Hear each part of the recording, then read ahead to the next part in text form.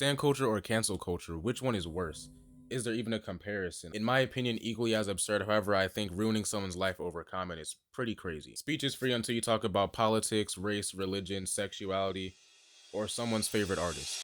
Very few places can you see such forms of dedication, and honestly, we don't really realize how crazy it is because of how normalized the phenomenon is now. But really think about it. People are worshiping celebrities that they don't know personally, have never met, or in some cases have never even been to a concert or anything of that nature. Tell me how you justify your actions, because I expect you to know every word from every song, from every routine, with all body movements and vocal inflections down to the hair follicles and vibrato. And even then, you still don't know the person as they are, you only know the persona that they put out to the world.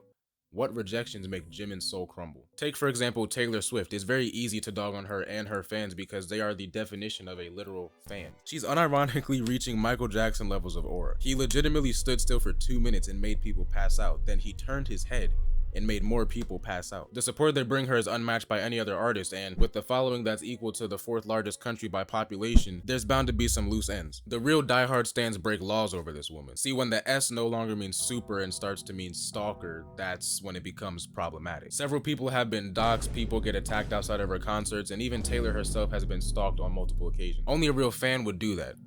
Correction, only a real fucking psycho would do that. Criticizing someone for flying 15 minutes on a private jet for a drive that takes 30 minutes. I mean, the drive to the plane was already 15 minutes. What's another 15 minutes in traffic? That's not really a valid reason to ruin someone's life. Add publicly accessible flight logs to the reason you can be canceled in 2024. Your job is gone, your house is gone, your tires are slashed, and someone picked up your child from school under a fake name and is taking them to the blood ritual. See, there's nothing wrong with being a super fan of somebody. I mean, I really couldn't be bothered less. But when it becomes weaponized, that's where the issue lies. What do you mean we're not supposed to enjoy Kanye West and Taylor Swift at the same time? Like, I know we cut her off, and I'm sorry that upset you, and I'm gonna let you finish, but I have one of the best opinions of all time, and that is some bullshit. Generally, the artist and the art should be separated. The beef and the art should be separated, unless in the event that the beef and art got conflated. The weebs. Fan service stands need to be put on a watch list. Do you realize what you appear as when defending a succubus taking advantage of a teenager for sake of the plot? Bricked up watching that shit. I mean, you do have to be some kind of super fan to even continue watching after this is introduced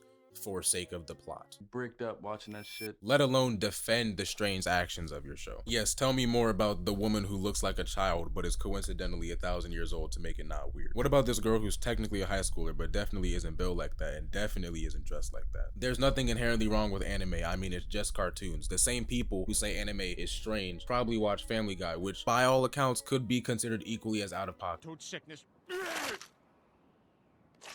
Hey Brian, you want a pukesicle? I would love a pukesicle. As per usual, it's the fan base, the weebs. The only thing they care about is anime, and I have no issue with your choice of media. Just don't be weird or overly pushy about it. Unfortunately, they just so happen to fit into both categories, and we also see this phenomenon with K-pop stans, but this is where we get more onto the other side of the coin. We see similar stories here, people getting doxxed, people getting attacked, stalking cases, and arguably the cases may be more common just based on size and age of demographic. The reach of multiple K-pop groups is going to be more than one artist. Once again, it's never that serious. How are you such a fan of somebody that just the sheer presence of them looking at you is enough to make you cry? And then you'll dox the person on Twitter who got 80,000 likes for saying you were overreacting. Because of the somewhat allegiance to somebody and the hive mind surrounding that, once again let you say the wrong thing. Welcome to the gulag. Couple that with the ability for things to spread overnight like wildfire, it's a recipe for disaster. I'm not talking about cases where it's completely justified. We should cancel the diddler. That nigga is guilty! See, with Diddy, we have all the proof we need that he did something heinous and all the anecdotal evidence to back it up. I don't need to deliberate. Hang that nigga now!